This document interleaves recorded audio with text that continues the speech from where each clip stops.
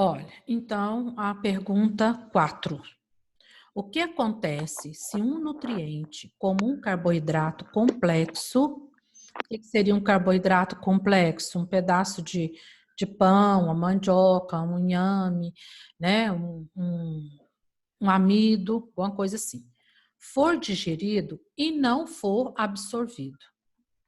O que pode acontecer com esse carboidrato se a gente comer, mastigar, digerir, quebrar ele, mas ele não for absorvido pelo nosso organismo? Quem vai responder?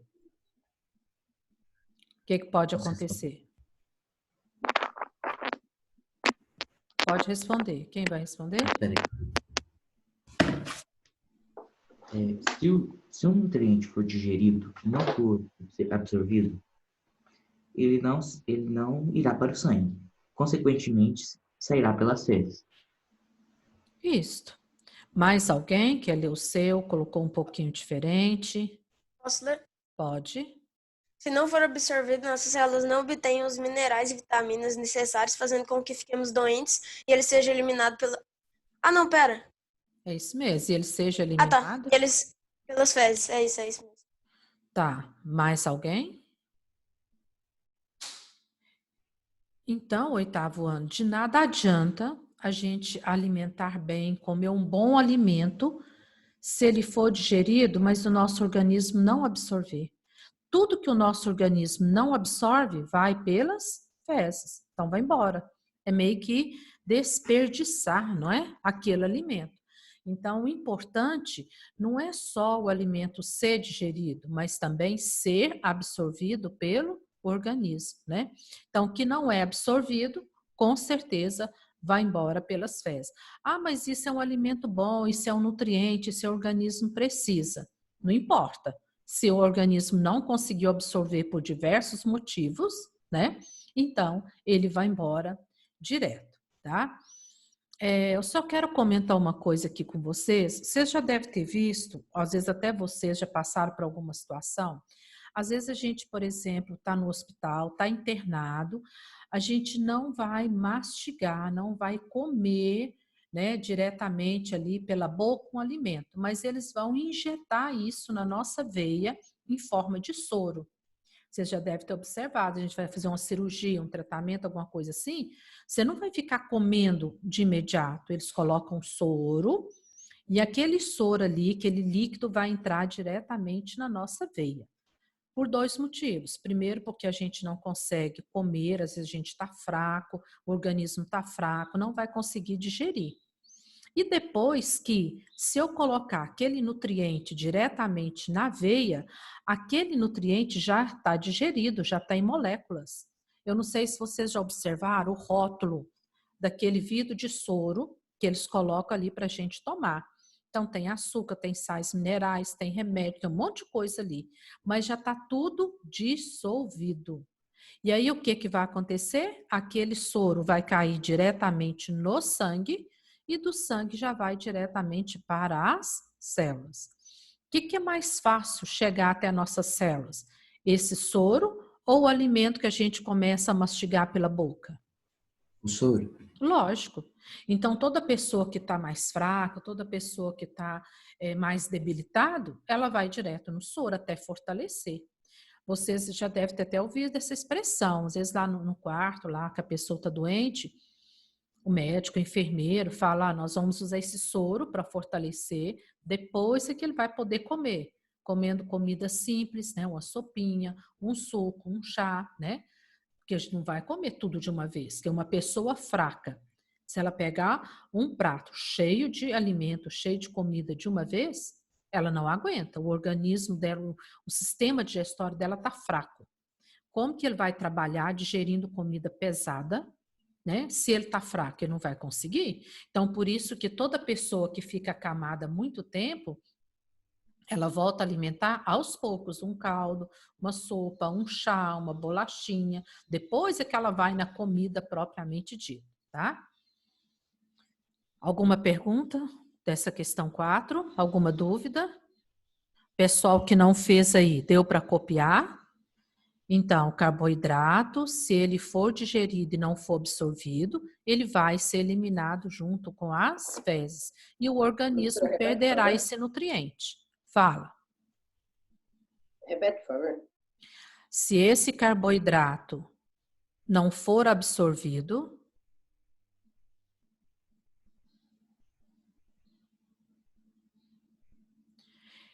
ele será eliminado pelas fezes,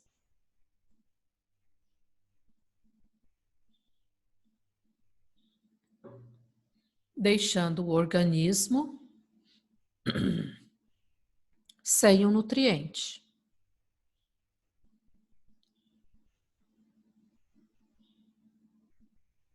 Ok? Ok. Questão 5. A figura a seguir apresenta uma molécula de celulose, tipo de carboidrato composto por várias moléculas simples ligada, encontrada nos vegetais. Vocês já ouviram muito falar nessa palavra celulose. Está na madeira, está no papel, né? Está na folha, está nos vegetais. Os seres humanos não apresentam a celulase, que é a enzima responsável pela digestão da celulose. Nós não temos essa celulase aqui para digerir a celulose. E, no entanto, a gente come celulose. Me dá um exemplo de quando é que a gente come a celulose.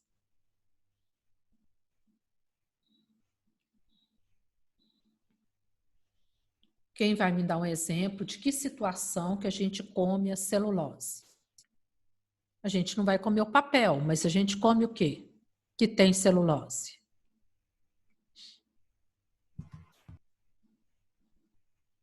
Em 8º ano. Sei não. Não sabe, está nos vegetais. O que que a gente come, será?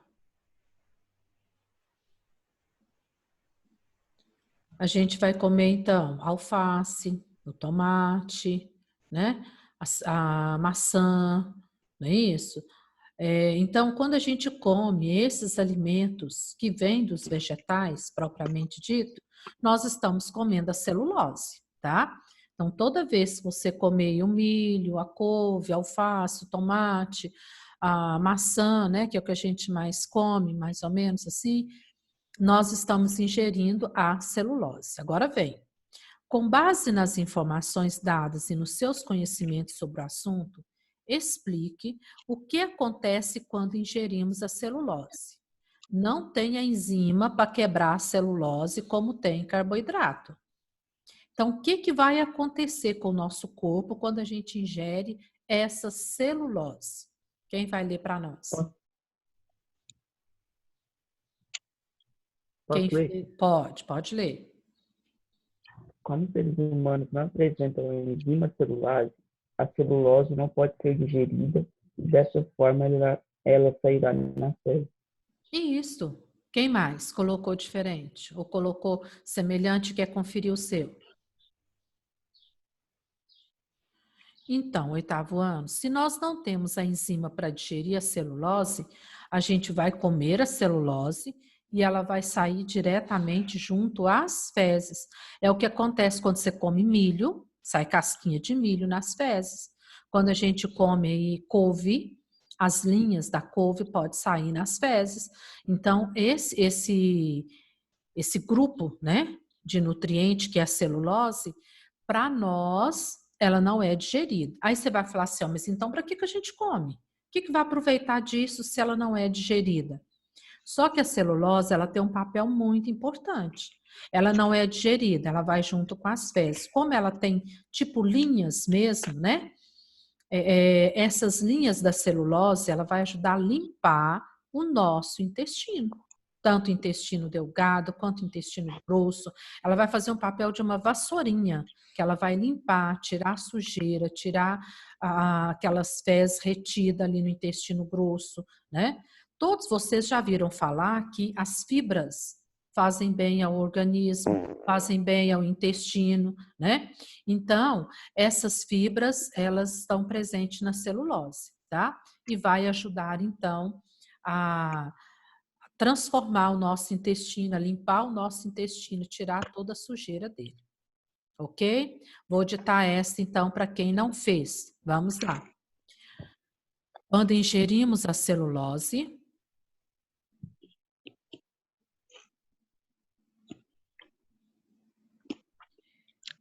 esta não será absorvida pelo organismo. Esta não será absorvida pelo organismo.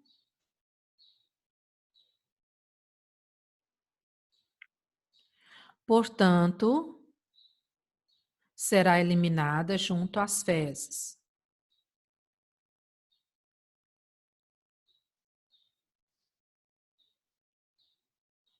Ponto final.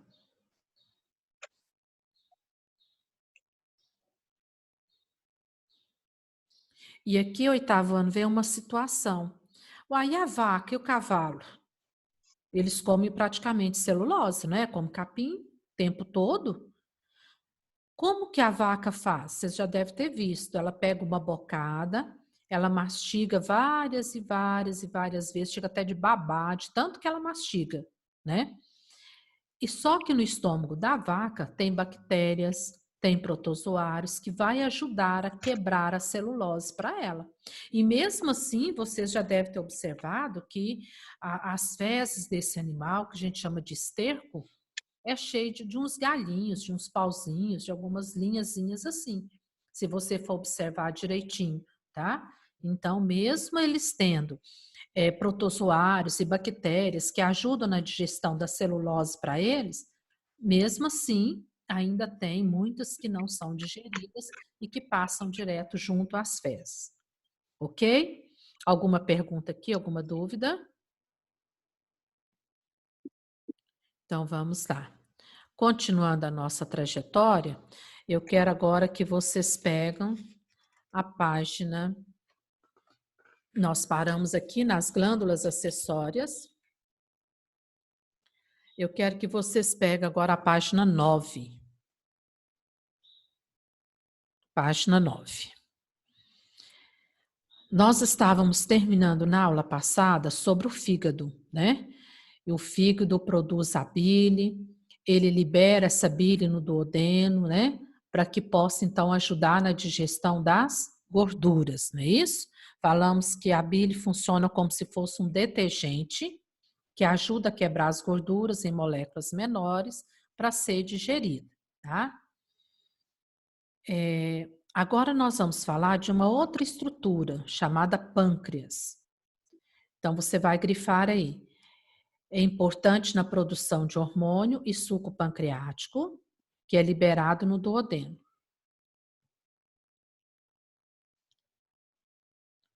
Continua. O suco pancreático contém diversas enzimas que realizam a digestão do amido, lipídios e proteínas.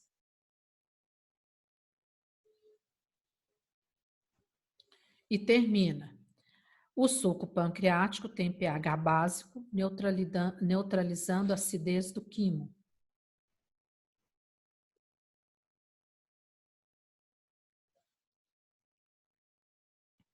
Lembra que eu falei para vocês que se o alimento sair do estômago com toda a acidez que tem lá no estômago, ele vai acabar corroendo o intestino, não tem jeito. Então, quando o alimento sai do estômago e vai entrar no intestino, o pâncreas já lança esse líquidozinho que a gente chama de suco pancreático, que além de conter as enzimas para terminar a digestão do amido, para digerir os lipídios, que são as gorduras, para terminar a digestão das proteínas, esse líquido também ele tem um poder de neutralizar o pH, tirar aquela acidez que saiu do estômago e tornar o pH básico para que o intestino possa trabalhar, tá? Intestino delgado. O intestino delgado, ele é formado por essas três partes: duodeno, jejuno e íleo. Duodeno é a primeira parte, é essa alcinha, né, que sai aqui do estômago, é o duodeno, tá? Essa alcinha que sai do estômago para iniciar o intestino aqui, chama-se duodeno, certo? Aqui fala que ele tem mais ou menos 6 metros de comprimento. É muita coisa. Se a gente pegar pudesse pegar o intestino e esticar ele, por exemplo, no chão, daria 6 metros de comprimento. É muita coisa para ficar enrolado dentro da gente, né? Então, você vai grifar aí.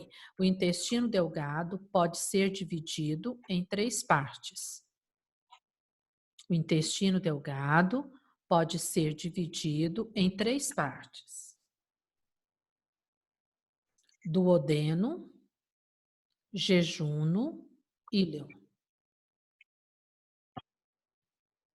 Então, são as 3 partes do intestino delgado, né? Jejuno e íleo estão mais ou menos junto, que é a parte central. E duodeno é o início dele, onde ele não começou a enrolar ainda. A gente chama de duodeno, tá? Grifa aí agora. O duodeno é a primeira parte do intestino delgado.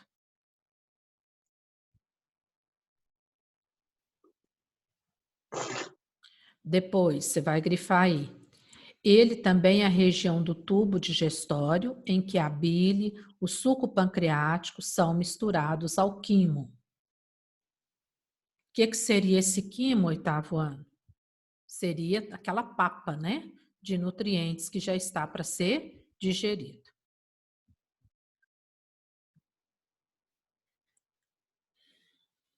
Tá. No duodeno ocorre a digestão química do amido, dos lipídios, das proteínas, dos disacarídeos, porque no duodeno já chega as enzimas, e essas enzimas então já vão promover essa digestão química, tá? Depois, jejuno e íleo, grifa aí, apresentam basicamente a mesma função, a absorção de nutrientes digerido ao longo do tubo digestório. Então, nesse jejum no íleo é onde vai acontecer a absorção desses nutrientes que foi digerido. Por isso, essa porção aqui é uma porção muito importante, porque aqui vai digerir, né, absorver tudo que foi digerido. Grifei também, nessas regiões são absorvidas apenas as moléculas que estão de forma simples. Por isso que, mais uma vez, se a gente não quebrar bastante o alimento, as moléculas vão ficar grandes e não vão ser absorvidas. Mais um motivo que a gente tem que caprichar na digestão mecânica, mastigando, quebrando, separando, né? Para que essas moléculas sejam absorvidas da melhor forma possível. Uma das formas em que o alimento não pode ser absorvido pelo organismo pode ser a má digestão dele. Se ele chegar no intestino com molécula grande e complexa, ele não vai ser absorvido, tá? Então, tem que transformar em molécula simples. Você vai grifar esse parágrafo todinho aqui agora, ó. Pelo processo de absorção, os nutrientes passam do tubo digestório para o sangue, chegando a todas as células do corpo.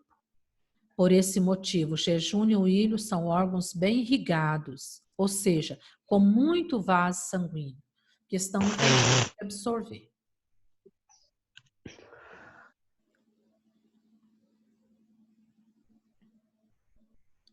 Aqui fala que ele tem mais ou menos 5,5 metros de comprimento. Então, nós temos muito intestino dentro da gente, né? Então, aqui já tem 5,5 metros. Você vai grifar aí, o jejum e o íleo contém em sua parte interna microvilosidades, que faz com que tenha maior área, aumentando a superfície de absorção.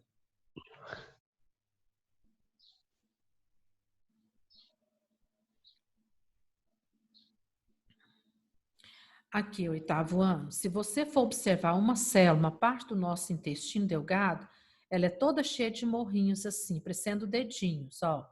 Tudo isso aqui. Lógico que isso aqui é microscópico. Então, você pega o intestino de uma vaca, de um cachorro para você ver. Você não vai ver isso aqui, porque é microscópico. Tirando cada negocinho desse aqui, que eu chamo isso aqui de vilosidade, a gente vai ver o tanto que ela é envolvida por capilares sanguíneos, ó. Por quê? Aqui vai acontecer a digestão final, a absorção. E os vasos sanguíneos estão aqui para captar esses nutrientes. Captando os nutrientes, então, ele vai levar para toda a parte do nosso organismo, tá? Então, por isso que a gente chama de microvilosidades, porque é muito pequeno, bem microscópico, aí a gente dá esse nome aqui. Vilosidades, porque é cheio de morrinho, sobe e desce, ó, sobe e desce. Imagina você se a célula do nosso intestino, onde acontece essa absorção, fosse lisinha, retinha assim, ó.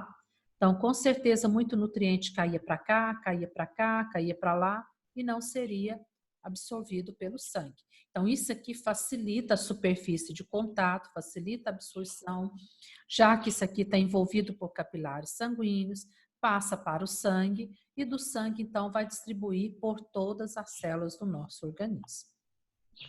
Tá?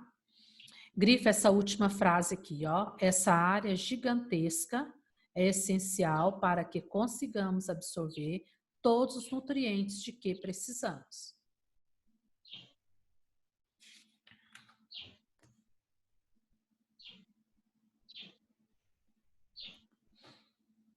Seguindo aí agora.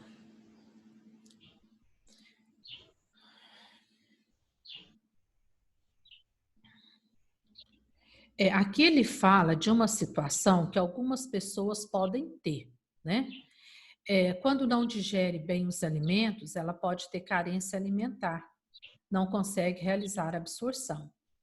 Um outro exemplo dessa carência é a doença celíaca. Grifa aí, doença celíaca. Será abordada, né, mais à frente. Doença celíaca caracteriza pela destruição das vilosidades intestinais, podendo ser agravada pela ingestão de certos alimentos. Mesmo que a pessoa alimente-se bem, há um comprometimento na absorção de nutrientes. Então, o que acontece? A pessoa que tem essa doença, ela não tem aquelas microvilosidades. E não tendo as microvilosidades, não vai haver absorção total do alimento, tá? Então, a pessoa fica sempre desnutrida, não consegue absorver os nutrientes. Intestino grosso. O intestino grosso, ele é formado por essa alça que a gente chama de ascendente, transversal, descendente, tá? Então, essas três partes aqui. Grifa aí, é o último órgão pelo qual o bolo fecal passa antes de sair do organismo em forma de fezes.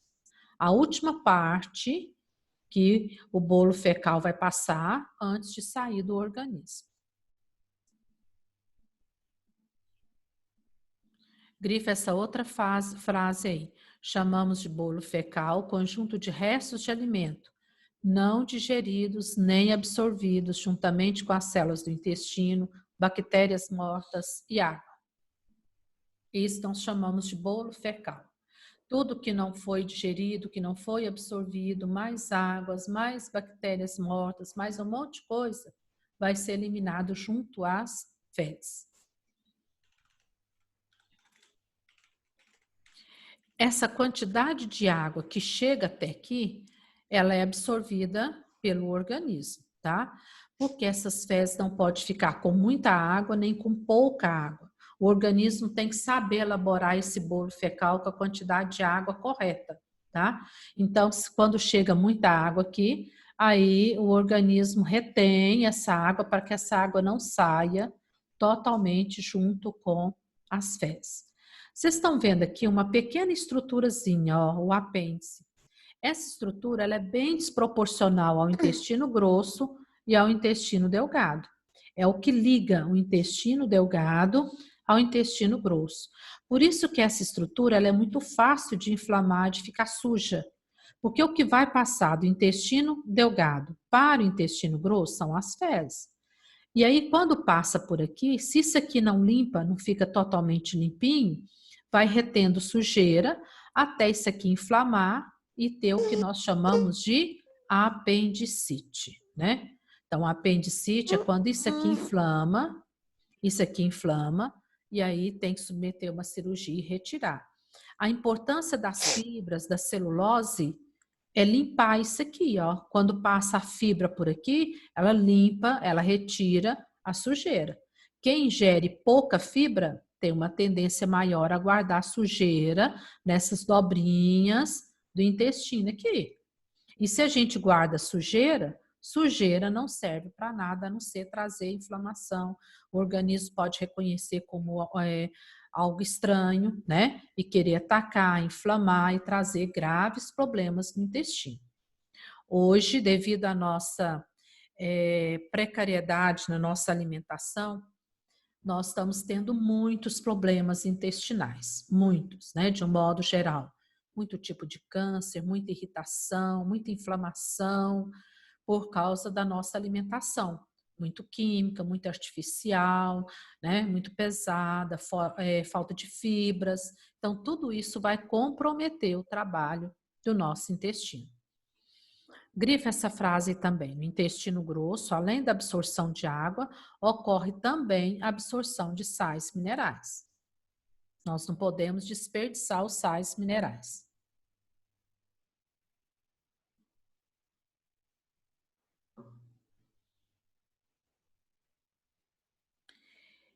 Aqui ele vai falar, ó, né? Se o organismo perder muita água pelas fezes, a gente tem diarreia. A diarreia, ela é ruim porque ela leva à desidratação. Por quê? Porque há perda excessiva de água no organismo. Por outro lado, se tem pouca água, leva um ressecamento do intestino, né? Provocando dor para evacuar, retendo. Tem pessoas que retêm fezes aqui, ó, 2, 3, 4 dias, até mais. Porque tem o intestino preso, que a gente fala, né? E as fezes ficam retidas. Para as fezes sair, olha vocês, ela tem que fazer esse percurso, ó.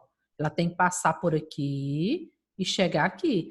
Fazer esse percurso inclui um trabalho intestinal. Ó, o intestino tem que vir, empurrar, né? Inclui um trabalho intestinal. Se essas fezes estão ressecadas aqui, fica difícil para o intestino fazer esse trabalho e eliminar. Então, a pessoa tem o que nós chamamos de prisão de ventre ou constipação, né? Pode levar a hemorroidas, pode levar a diversas situações, diversos problemas a nível intestinal, tá? Também destaca essa frase aí. Além disso, nesse órgão, há uma microbiota intestinal composta por milhões de bactérias que, em condições normais, não causam danos ao organismo.